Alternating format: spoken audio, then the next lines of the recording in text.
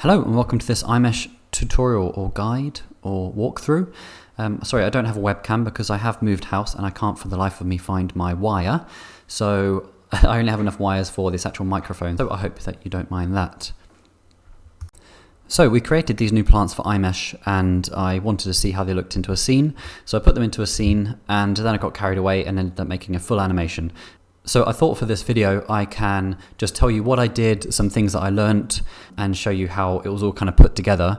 This scene is actually available over at iMeshh.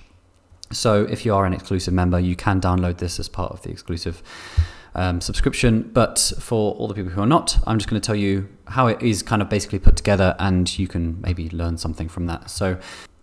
Okay, so the next thing we're going to talk about is the camera setup, because I wanted to create some sort of walking feeling. So if we go from press play, you can kind of feel like the camera is slightly moving, as if someone has a Steadicam and they're kind of walking with the camera. But I didn't want it to be too jolty, just something a little bit subtle. So I was looking online to find a good setup for the camera rig setup, so you can get that kind of feeling. And I found from, I believe it was Creative Shrimp, and he has a good tutorial on how he set that up.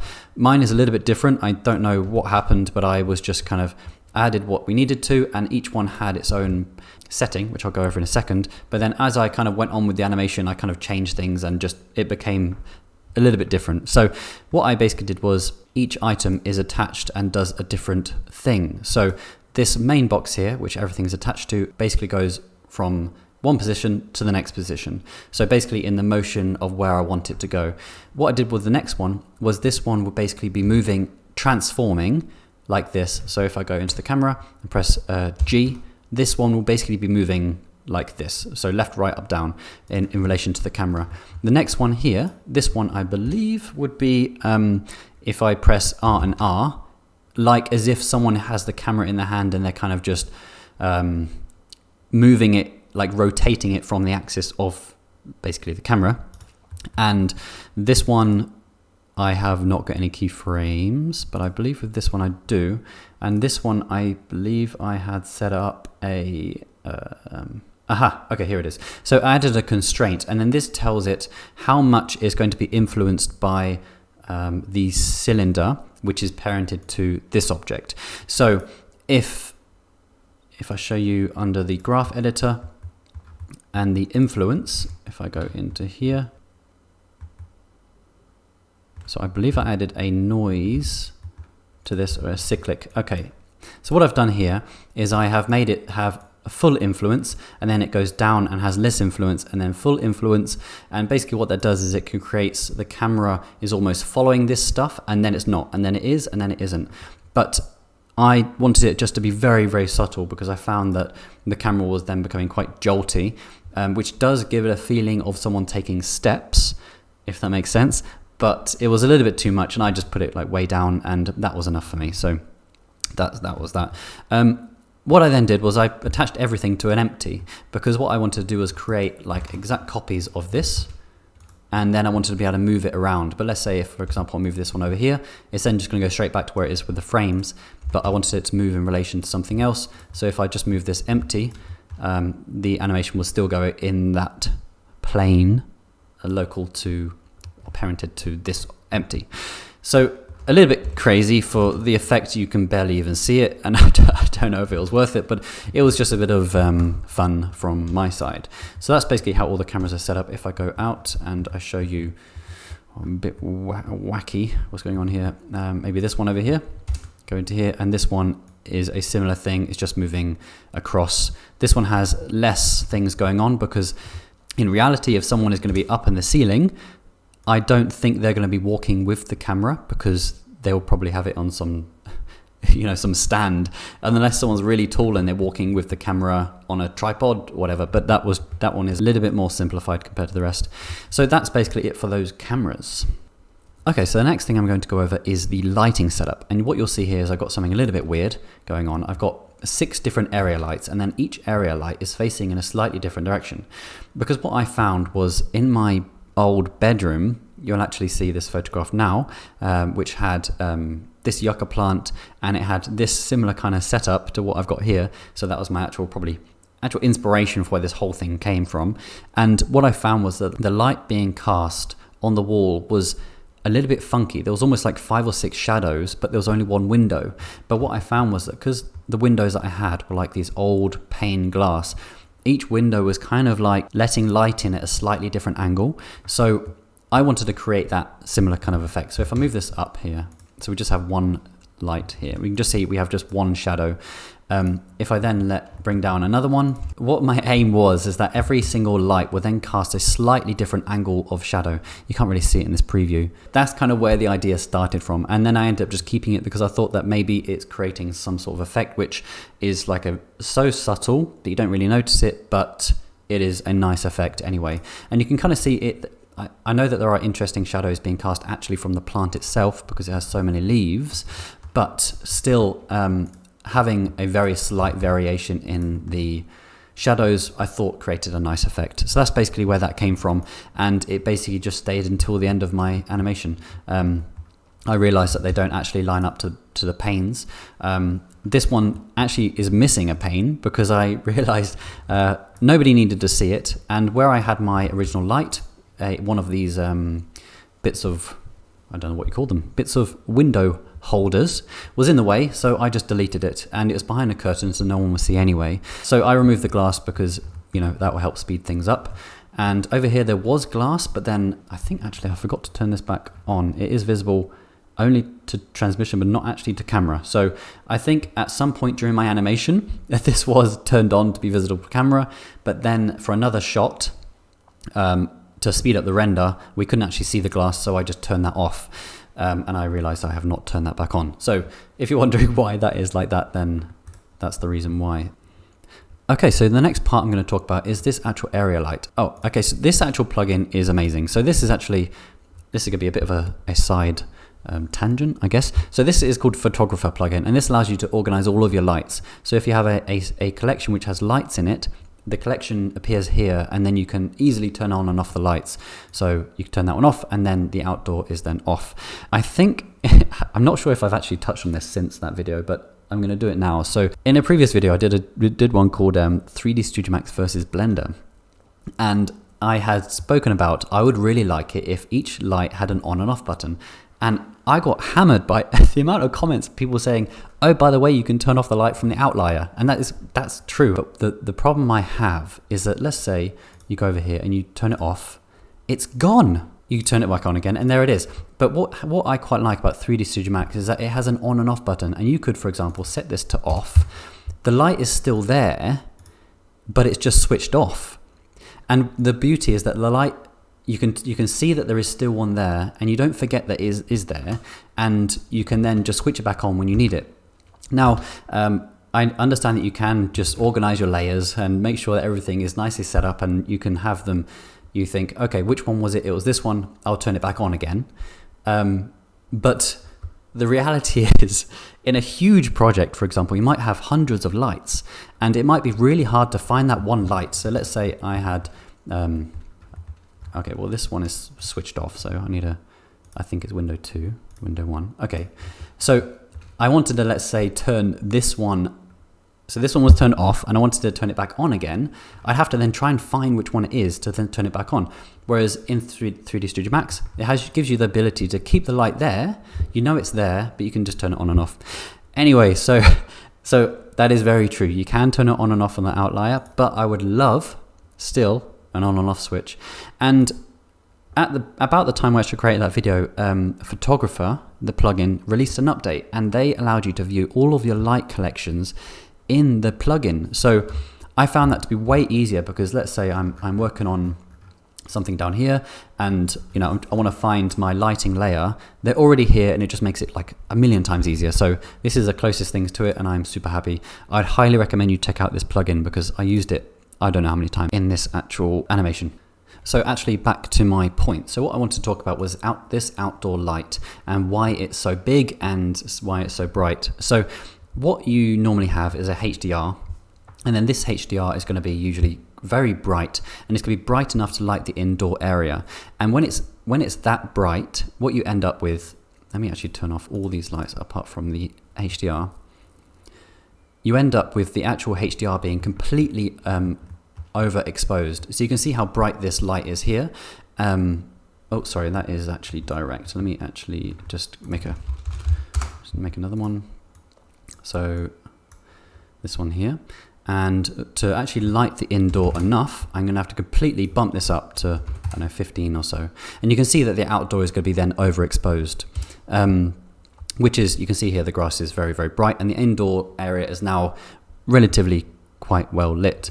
Now the issue I had was that because a lot of my scene was actually lit from these special area lights, I needed to create an outdoor floor area which didn't look like the HDR, because I didn't actually like how the HDR looked. So I just quickly whipped up my an outdoor floor, some grass, and then I had the issue was that this outdoor area was then no longer overexposed, because you saw just a second ago this was completely overexposed, and it kind of fit and it kind of worked. So you take a photograph from inside a room, make sure the indoor area is lit, and the outdoor is going to look overexposed. So I needed that to happen. So what I did was I created a light, and it's just one completely strong light, and now that looks similar to how it just did when I just used a HDR. A problem I had found was if I turn off all of these, and I think with this one, if I make it visible to all lights here, it actually cast a lot of noise into the scene, because the light was coming off here, bouncing around, and then bouncing into the room. So you can see this. So this noise was kind of a nightmare, whereas this wasn't really meant to contribute anything. So if I just go back to the object and turn it off to everything apart from camera, and you can see then that now it's not casting any light into the scene. Right, so with that explained, I'm going to talk about this light. So this is actually uploaded on iMeshh, and since then I need to update it because I found that it was casting some noise into the scene, which I think will be not very nice for a lot of people using the light. So I'll be uploading this very soon with this fix. So if I hanging light, I believe. So now each bulb has a light here. So you can see inside every single bit of glass there is a light.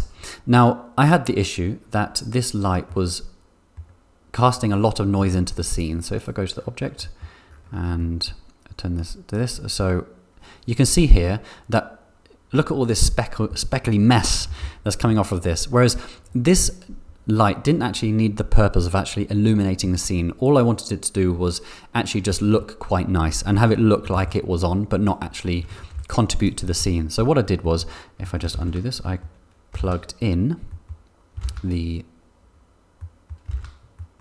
ray length into the strength, and you can see now that it is not really casting much noise into the scene, but it's still illuminating the scene quite nicely, and this still looks quite nice. So I think in future, if I wasn't going to do an animation, just purely stills, I could bump this up, and then I could then some glare in the compositor, and you can still get some nice glare, but then you are avoiding the noise. So that is just something to note.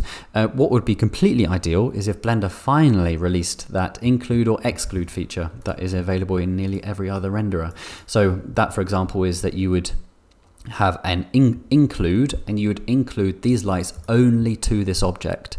So this object will be illuminated quite nicely from these lights, but then it wouldn't cast any light into the scene, because for certain situations like this, it can cast a lot of noise, which is completely unnecessary. So that's what I did for that one, and I was actually amazed how simple that was to avoid all of that noise. So that is that.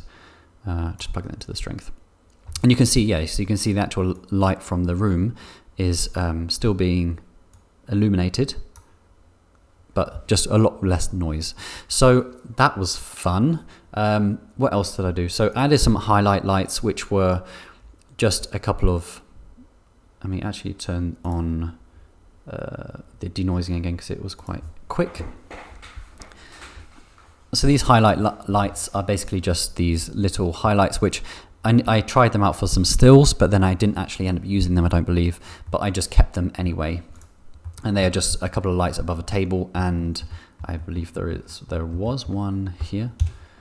So there was a sofa light as well, and that also creates a nice mood. So if you want to do a night shot, if you want to use this scene, you can. It's already basically set up. So this light was to almost emulate the light coming from this light, kind of. But for the actual camera I was using, it kind of fit, and this is just how it's ended up.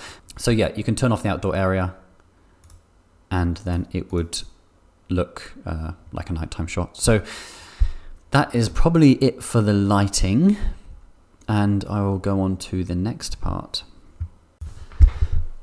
Okay, so this next part was a little bit more difficult to explain, so I've had to try to really think about how I'm going to explain this. So I think I've also touched on this in the past, but basically a denoiser nowadays is made with AI, and AI is trained on a certain set of data. And my understanding is that AI nowadays is trained on higher resolution images, such as 4K images, for example. So when you try to give it a lower resolution image and then ask it to denoise, it then does a worse job. So the idea in the past, which I have also mentioned, I believe, is that if you want to render an image, render it at 200%, so it's a bigger image, but then because you're making a bigger image, like 200%, you're going to end up with four times the images. So this is one image, and then you multiply it by 2, goes this way and this way. So you end up with 4 times the image. So you'd end up with your render time going up by 4. So how can you combat that? So what you can do is you get the sample and you divide that by 4. And then what you end up with is a render which takes the same amount of time, you have less samples, and yet the image quality comes out much nicer. So I have done a render here, slot 1 and slot 2. You can see this one is the 4K image, and this one, or the 200% image, and this one is the 100% image. And you can see the render time is basically the same. This one took a little bit longer because I think the actual denoising process takes a little bit longer. And just to see which one comes out nicer, I've done a very quick comparison. So this one is 200% and this one is 100%. So you can see all the details are much nicer in the 200% because it is a bigger image compressed down to a smaller image. Now, that is why nowadays, if I do a still image, I put it to 1920 by 1920, and I try to find out the amount of samples that I need to make sure that it's relatively clean. And then what I do is I bump it up to 200% and then divide the samples by 4. So if I go here, you can't even see the lines here, but if I go turn this one on, you can start to see that there is lines there. Now this is only 10 samples, so I think this was 20 samples. So you can kind of see how good an image you can get from literally only 20 samples. So for stills, that worked really well. Now, the issue that I had was actually making this work on animations. So because I was very limited on render time, because what I was rendering with was Render Street. And with Render Street, I was using their whole month package, which means that you can pay a set amount per month, and then you get a set amount of nodes for that whole month, which is freaking amazing. They have literally saved my ass on this one, because I got a little bit carried away and I was thinking, how can I render this animation without it literally not costing me about $6,000?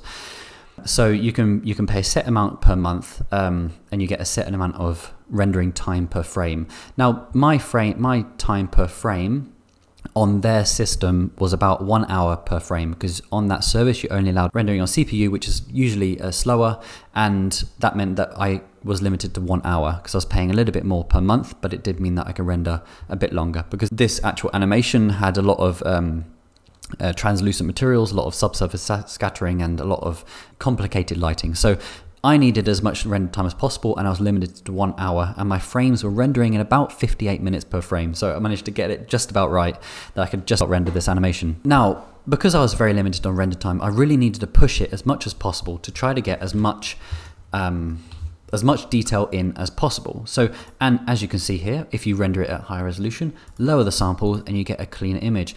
And I tried that out for the animation itself as well, and I found this.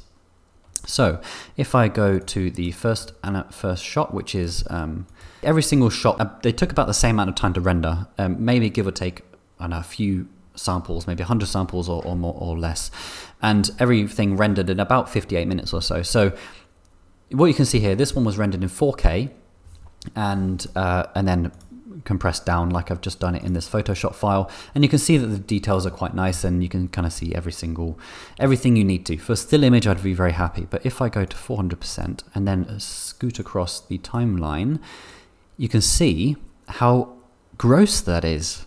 So you can, every single edge is a little bit jumping around, and I was a little bit confused because I was thinking, oh, why is it so bad for animations, whereas it's not for actual still images.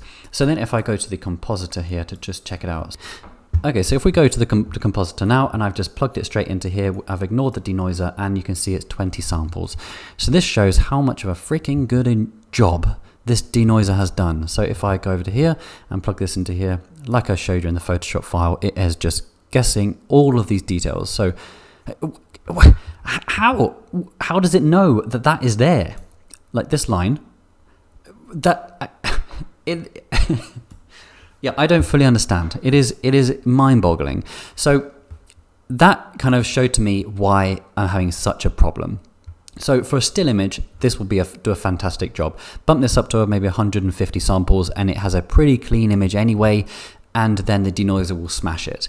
But what I found was that if you have a very noisy image, the edge is not 100% clear where it is. So for a still image, it will denoise it and it will say, yeah, I think the edge is here, and all the details are as I've just shown you.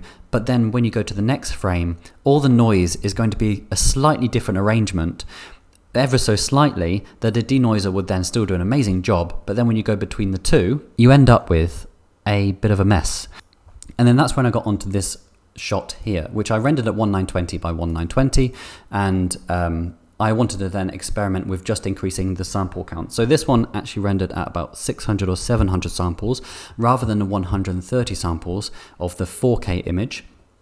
And I found that this actually kept a lot more of the details. So if I zoom into this one, for example, and you can see these veins here, if I go between the frames, you can still see that there is a lot less jumping around as there was in the previous shot. Okay, so you can see here that the denoiser is still doing such a fantastic job. You can still see that all the details are still there, whereas if I go back to the other shot here, let me actually move over to this part, you can see that it's a lot worse. It's a lot more paintery and that effect. So that is what I found. Actually rendering at a lower resolution with more samples for an animation actually was a lot more beneficial than rendering a higher. So that is what I found. So that was quite a long explanation for such a small thing, but I think that this will be a lot of help for a lot of people, that rendering at 200% or 400% and lowering the sample count does an amazing job. If you want to have animations, I'd first try it out and see how it looks on the base size first. Don't go to 200%, don't go to 400%. Push as many samples as you can in your time frame and see how it looks, and then try decreasing it. But I imagine you might hit a similar roadblock that I did. So it's guessed all of these veins pretty accurately, but then between the two, this vein is kind of jumping in and jumping out of existence here. So that is kind of it for that point. I hope that I've made that clear, and I hope someone has something to take away from that. Okay, so let's just go over a final other settings that I had. I did originally actually save it as a PNG 16-bit, and that was what I used for my compositing. I could have rendered it in a TIFF, but with thousands of frames, you end up with hundreds of gigabytes, so I didn't want to do that. PNG was fine for me. I did render it at 60 FPS. Now, the reason why I chose 60 FPS was because I have never done an animation in that higher frame rate before, and what I find is that you're looking at a GIF, let's say you're on Reddit, and you come across a GIF and you click on it and you think, wow, this one looks so realistic. You can step into it. And it's probably because it's a 60 FPS GIF. Or on YouTube, for example, you watch some 60 FPS videos and it always looks a little bit more realistic. The problem is, if you want to do it on animations, it doubles the render time. So that is also why I'm absolutely amazed that I found Render Street, and it did that kind of saved the day. I actually was able to render it in 60 FPS now, and so I can just tell you some of the things which I learned from this. Now, on the animation, there is this particular shot. It kind of feels quite realistic. I feel like there is a lot moving across the screen, and the camera is moving quite fast, and that I personally think sells the 60 FPS effect. Whereas the first two shots, they're not really moving very much at all. So because it's moving so slowly and there's not really much detail happening, I think the bit which looks most realistic is the actual curtain on the left, because that has the most amount of motion. Whereas this one, the camera is also moving very, very slowly. But so you don't really get the effect of it 60 FPS. This shot here, which moves across the whole of the scene, I think also has a very nice 60 FPS feeling, because there's a lot going on. It's moving quite fast, and you can kind of like step into the render. So my learning from this is that basically, if you want to have 60 FPS, make sure that there is enough motion going on, because if you're just going a couple of steps forwards over the course of 5 or 6 seconds, the 60 FPS won't really make too much of a difference. It might it does still look quite nice, but not to the effect of if you're going to move across a whole plant, for example, like quite close up. So for close-ups, moving quite quickly and everything is quite a nice effect. So that's something which I learned. If you're going to do this in Premiere, one thing you do need to do though is you need to right click on it and click modify, and then interpret footage, and make sure that it's okay. Modify, interpret, oopsie, modify, interpret footage, and make sure it's set to 60 FPS, because Premiere will always assume that it is set to, I don't know, 25 or 30 frames per second. So what you want to do is modify and set this to 60 FPS, and then what you want to do is make sure that the sequence settings is also set to 60 FPS, and then you won't get any issues. And then when you're finally exporting, make sure that I might as well go over all these settings if you're still watching. You go to media, and what you want to do is make sure that you have it set to 2 pass, and what I did was set it to 20 or 40. I think that's actually quite high. I think YouTube actually recommends something between 10 and 18, but I bumped that up, and personally I found that my computer actually did a better job at replaying the 60 frames per second. I watched this animation probably 100 times, I'm not even joking, over the course of the day on my phone and everything, and what I found was that 60 FPS, your computer needs to do more work to replay a 60 frames per second video. And I found that when this was actually a lower amount, or set to 1 pass target bit, and had just a 1 pass target bit rate of less, there was a lot more stuttering, and the animation just didn't look as nice. But as soon as I set it to this, the animation felt a lot more smooth. There was still a little bit of stuttering, and I can't work out if it's my computer struggling or if it's some sort of output settings, but I can't find that.